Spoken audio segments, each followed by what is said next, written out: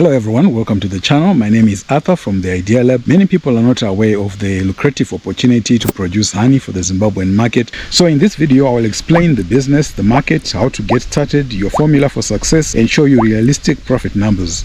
So, the business is essentially a beekeeping business with the main goal of producing high-quality real honey and its byproducts for a highly engaged market. This is a relatively low-cost entry, low-maintenance business where bees do most of the work while you play. They forage, reproduce, and maintain the hive naturally without your direct or constant involvement. You basically leave them to do their thing. Your job is essentially setup, maintenance, harvesting, processing, packaging, and selling. Beekeeping can be optimized to the extent of only requiring 4 to 6 hours of active work per hive per month on average. If you had say 50 hives, you would need 300 hours in total. This is less than a month's work for a full month's pay. This is all possible because bees are self-sufficient. It is common to run a beekeeping business alongside other ventures. It is a relatively low maintenance operation that can be combined with other cash flow projects. Here are a few advantages that make this business attractive to many individuals who recognize the opportunity and are entering the apiculture industry. First, the business requires minimal land. It can even be conducted in an urban setting such as your backyard. I saw a social media post recently of someone setting up in Marimba, Harare. Some urban yards can accommodate beekeeping because not much space is required. For example, 250 to 350 square meters can accommodate 50 hives. If you are considering beekeeping in an urban setting, consult the Bees Act and your local municipal bylaws. There's some regulation there. Once you invest in some hives, they can last many years producing with minimal repairs required. Unlike livestock, you don't need to feed or clean every day. There's one more advantage here. Zimbabwe's climate and flora, including acacia, miombo, and msasa trees and vegetation, make the country ideal for organic honey production. But of course, organic honey production is another level. And finally, another advantage is that under the right conditions, the bees are just eager to work. They do all the work as mentioned. So here is the target market. There are several products associated with honey production. Each of these has value and a corresponding target market. The target market for the honey is mostly urban buyers who can be individuals and families looking for truly trustworthy natural honey. This is because the market is infested with fake honey. The fraudsters see the opportunity and create fake honey. Hotels, restaurants, and coffee shops also provide a market. These tend to prefer bulk supply in jars or by the bucket. Honey processors are also an ever-available target market, although the beekeeping community generally complains about suppressed prices from this buyer sector. We will look at the numbers in a moment. Then you have got some pharmacies, mainline and cottage cosmetic industry as a target market. This segment is hungry for good quality honey and its byproducts. This segment buys honey and beeswax from local beekeepers for medicines and high-value skincare products. Realistically, finding a market for your honey in Zimbabwe is almost guaranteed. Depending on your production scale and appetite for greater heights, another market is export buyers. These include buyers from South Africa and the Middle East who look for high-quality organic African honey. Okay, let's look at the market dynamics. So here we just mean taking a look at the forces and factors that influence how the honey market in Zimbabwe behaves. First, Zimbabwe's honey production is still relatively low at about 400 tons or 400,000 kg per year. This is according to Agritex. Compare, for example, with Kenya 800,000 metric tons or 100 million kilograms of honey, Zambia 3,000 metric tons or 3 million kgs, and Mozambique 1 million kg. Zimbabwe is apparently still far below its potential, leaving room for more beekeepers like you to enter the industry. At these numbers, local demand in Zimbabwe exceeds production and imports continue to fill the gap. Geographically, notable producers of natural honey in Zimbabwe are in the Hurungwe area and Eastern Highlands. Because of the differences in flora, honey from each of these regions looks and tastes different. Some segments of the market prefer Hurungwe honey, while others prefer Eastern Highlands honey. As you get into the honey production ecosystem, you need to be aware of these dynamics and their potential impact on your business. There are certainly other areas that provide different honey flavors in Zimbabwe. I gave the two just as examples. Honey harvest is seasonal. In Zimbabwe, honey is harvested twice per year depending on factors. Some people may suggest 3 times per year, but realistically twice per year is the going number. The harvesting seasons are April to June as well as September to December, with most beekeepers fully in harvest mode starting mid-September. Depending on the scope of your market, peak season harvest can impact prices. It can be observed that the rising awareness of natural health foods is also driving demand for honey. This suggests that this demand will continue to grow, positively pushing prices upwards for producers. Okay, let's look at the market numbers. In this industry, many honey producers find it more profitable to sell to individuals than to processors. Processors then bottle the honey for the supermarkets, for example. Despite some producer sentiments, not all processors offer unfavorable prices. A general feeling is that the figures are depressed nonetheless. Take a look at these numbers. If you started your honey production business today and sold wholesale, you would earn between $3 and $4 per kg. However, if you bottled the honey yourself and sold it directly to consumers, you would sell 400 grams for $4 and 500 grams for $5. This is about $1 per gram. Selling directly to the consumer will give you $10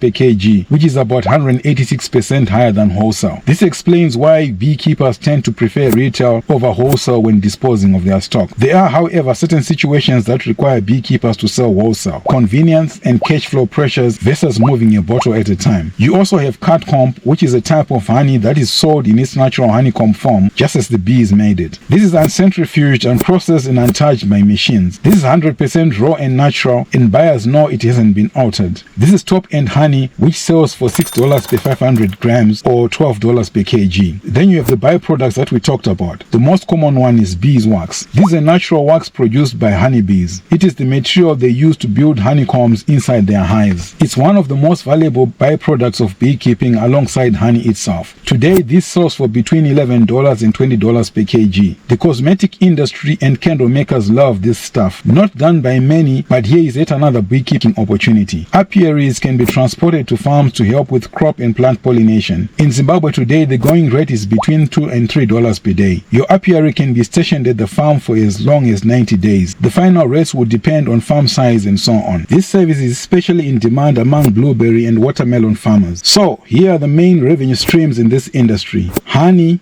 byproducts, hiring out, and other. Other here would include training, ecotourism, and gear sales for new beekeepers. Okay, let's now look at the success formula. How do you succeed in this business? So there's a method to success in this industry. After looking at all its moving parts and whatnot, here's how I summarize your success. Profit equals to quality plus value addition plus market reach. What does this mean? Quality. As a beekeeper, you should be aware that there is a lot of fake honey circulating in the market. To stand out and build trust with your customers, focus on producing pure, clean honey by maintaining strong colonies and following good apiary practices or GAP. Start with choosing an ideal site for your apiary to create the best environment for healthy, productive bees. Value addition. You can significantly increase your profits by transforming raw honey and beeswax into higher margin products. Consider creating value-added items such as cut-comb honey, candles, soaps, lip balms, or beautifully branded jars that appeal to both regular and premium customers. Focus on expanding your buyer base through effective branding, attractive packaging, consistency, and strong market visibility. Diversify your sales channels from direct selling to consumers to supplying processors at fair, sustainable prices. Most importantly, build a strong online presence to showcase your brand and products. In today's honey market, trust and credibility are key to lasting success. Okay, let's turn to the actual business numbers. Let's see how this business pans out financially. First, some assumptions. Number one, you are starting with 5 hives, which is the minimum recommended. Number two, we'll assume that each hive will perform optimally. And number three, each hive will give you 25 kgs per harvest. Here I'm going to go with the middle of a broad number of the 20 kg to 30 kg range as previously stated. Okay, what else? Let's also assume that you will be selling direct to the market for the best prices. We'll also go with 2 harvests per year. We won't touch 3 times per year. It's not realistic, especially for beginners. Now let's start the calculations. So 5 hives times 25 kg times 2 harvests will give you a total of 250 kg per 2 cycles. Using our $10 per kg direct selling strategy, this will translate to $2,500 in revenue. Spread across 12 months of a year, this amounts to just about $200 in income per month. This number bumps up a bit when you take into account revenue generated by the byproducts. This is clearly part-time household level side income generated on semi-autopilot. In my book, at this level, this beats doing 100 to 200 broiler chickens every 6 weeks for less than $150 in profit, especially considering the constant labor that goes into broiler farming. Suppose you are successful with your initial 5 hives and upgrade to become a medium-scale player at 50 hives. This is how things look. 50 hives times 25 kg honey production times 2 harvests will give you 2,500 kg of honey. That's some significant numbers now. At $10 per kg, this comes to $25,000 in revenue before we add other revenue from the byproducts. Again, spread to 12 months by dividing $25,000 by 12. This equates to $2,000 per month. At this point, you're on the brink of turning a full-scale commercial enterprise. This business can grow into a full commercial operation as an integrated beekeeping self-sustaining agroforestry system with improved management and market access. This is an incredible business done right. Once established, you continue to enjoy high return on investment with low running costs. Okay, now let's look at what it takes to start your first beekeeping operation. Getting started is fairly easy, but it calls for careful consideration of certain things. First, you need a suitable location. This is typically defined by the availability of year-round flowering vegetation for nectar. Your chosen location should also have access to water, including during the hottest times of the year. Honeybees always require water, adequate water. You should also avoid locations that have chemicals.